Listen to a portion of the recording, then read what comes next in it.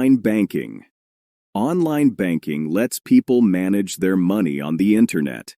They can check their balance, pay bills, send money, and see their transactions. It is very convenient and saves time. Many people like online banking because they don't need to visit a bank branch. They can do everything from their phone or computer. This is useful for people with busy schedules. Online banking is usually safe.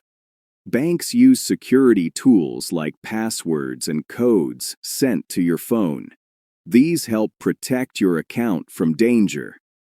However, people must be careful.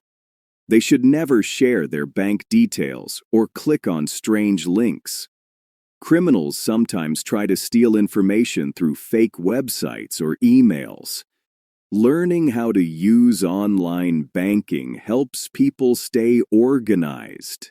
It makes managing money easier and more comfortable.